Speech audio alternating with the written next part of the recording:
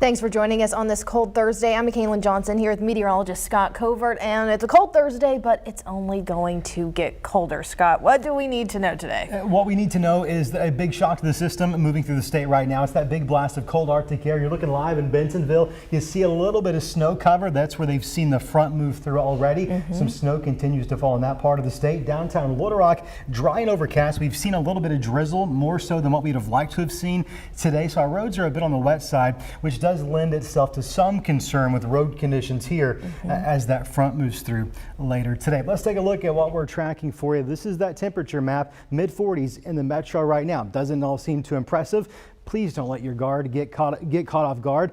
Temperatures are going to drop quickly. Now, I will tell you that front was moving much faster, but the elevation of the Ozarks and the Ouachitas, that's kind of slowed it down just a bit. It'll eventually get its act together and it'll move our direction. Out ahead of that front, you see some green. That's rainfall. We'd prefer not to see that rain because my concern is the roads are going to get wet again, just like they were this morning with that drizzle. And then when the front clears, well, we could have temperatures drop to the freezing point so fast that we have what's called a flash freeze. Now on the back side of that front, you see the blue, Russellville, Dover, Hector, Clarksville. You've noticed that blue. That's going to be some light snow showers, and we've seen those happening also in parts of northwestern Garland County, southern Yell County, parts of western Perry County. We'll soon see a little bit of that snow mixing in with some of that light rain. The big story remains the temperature drop. Over the next 12 hours, it's going to begin to feel like we're in the negatives as early as 9 o'clock tonight, and those temperatures continue crashing. By tomorrow morning, we wake up to wind chill values anywhere between -15 and -25 in the northern half of the state. Southern Arkansas, not much warmer, slightly though, -5 to -15 expected there. So those temperatures are going to fall very rapidly. We're talking 10 to 25 degrees per hour. The winds pick up in excess of 30, 35 miles an hour. 40-mile-per-hour gusts can't be ruled out. And of course, that wintry mix that we just saw a look at on radar, that will continue to move into the metro, eastern Arkansas, and there likely will be some impact. A more detailed breakdown of what you can expect and when coming up in just a few moments.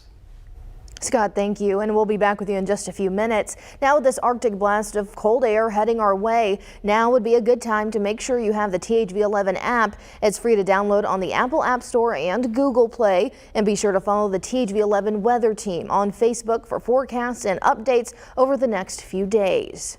Now that we know that the weather could have an impact on roads here in Arkansas, crews are out getting them ready for commuters and holiday travelers. As you can see on iDrive Arkansas, the winter weather is already impacting roads in the northwest part of the state.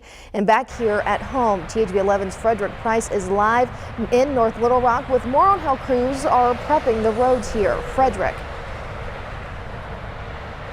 Well, as Mackailyn, as you know, I have been wanting this winter weather for quite some time. I'm a winter lover myself. I love the snow, but that being said, when you talk about the potential for ice, that can create some problems, and that's really been the concern for a lot of the road crews that are going to be working on these roads today. I'm standing near the I-30, I-40 interchange where traffic is pretty smooth right now. A big concern for the Public Works Department when I talked to them earlier was the drizzle that we saw earlier, because as those temperatures continue to drop throughout the evening hours, that is going to be concern for the roadways and the condition of those roadways. Now, they tell me they have 17 trucks that will be operating this evening and overnight. And when we talked to them this morning, they were loading those trucks up with sand and salt mixture, getting them ready. Now, if the roadways become icy, the department tells me their focus will be those main roadways. We're talking University, Chenal Parkway, and Markham.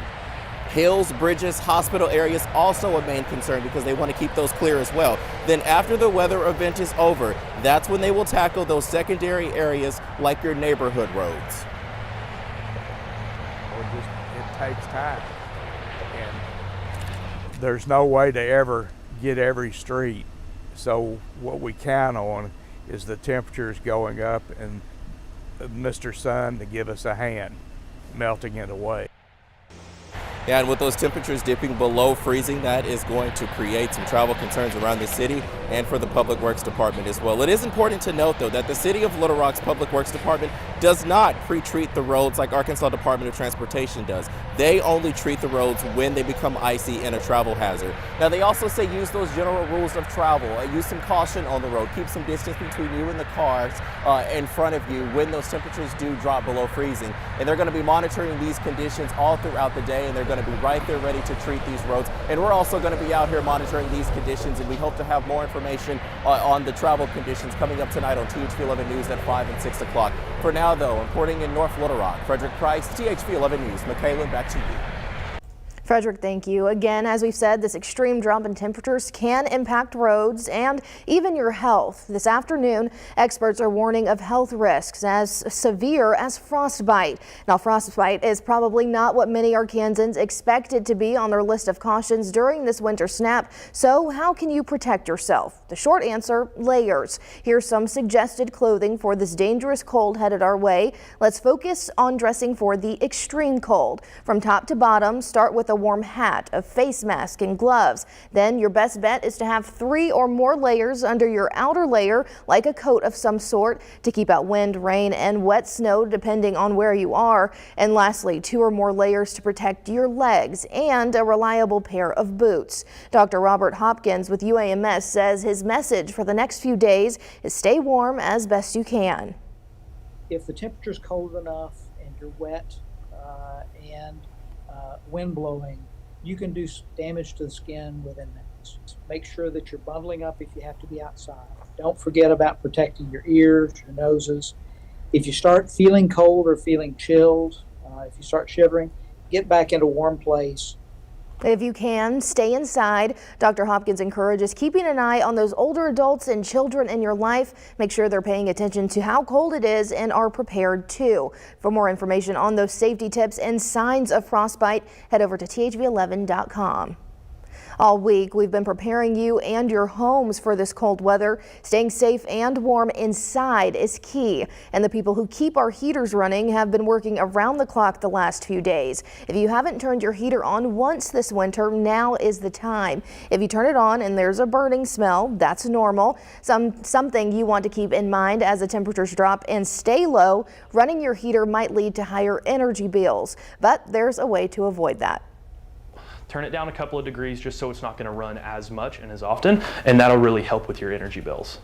So what if something breaks? Well, technicians we spoke to say to be patient. They're working to get to everyone when they can, and remember that it could take some time for certain parts to come in.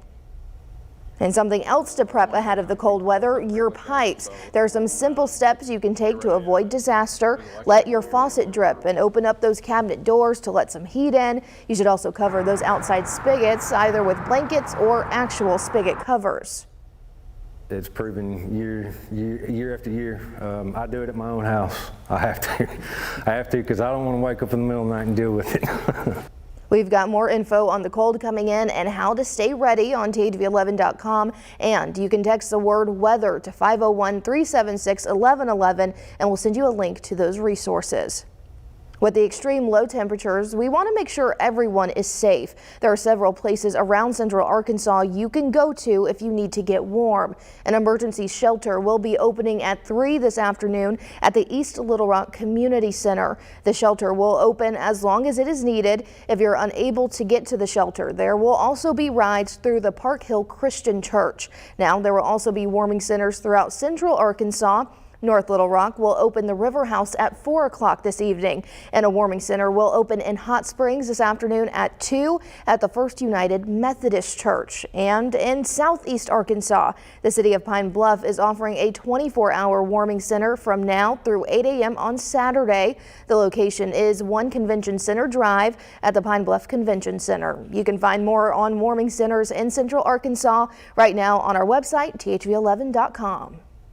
The powerful winter storm moving through parts of the country is also threatening holiday travel plans for millions of Americans. The National Weather Service is calling it a once-in-a-generation storm that will produce blizzard conditions from the central to eastern U.S. Flight cancellations have already begun and are only expected to get worse. Chris Van Cleve reports. Sounds good to get stuck in Jamaica, but the bomb cyclone is blowing up Theo and Nicole Williams' beach vacation. They're skipping out early to beat the storm home for Christmas. whatever plans we have, we want them to be our plans, not the weather's plans or the airport's plans. It's half the country. In the Department of Transportation's Operations Center, Secretary Pete Buttigieg and his team are monitoring the potential impacts as some of the nation's busiest airports sit in the path of blizzard-like conditions. That's not a great weather outlook up there. No, what you're seeing there is a lot of impacts on some of our key hubs.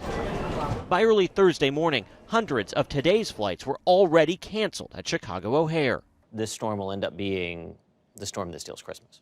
I hope not, but look, this is going to affect millions and millions of travelers. We're also doing what we can to get the word out about options that travelers have to get ahead of the storm or maybe wait it out and not travel until its impacts are behind us. Some 113 million people are expected to travel at least 50 miles this holiday as snow and frigid temperatures push across the country, blanketing streets outside Minneapolis. Here in Wyoming, state troopers battled negative 18-degree temperatures and zero visibility, responding to more than 100 crashes. In Georgia, it's bracing for a rare hard freeze as Arkansas plans to treat roads ahead of possible wintry mix in the Deep South. The most important thing is to be safe, and that might mean taking a little time or delaying a plan. Airlines expect cancellations to mount as the day goes on Thursday.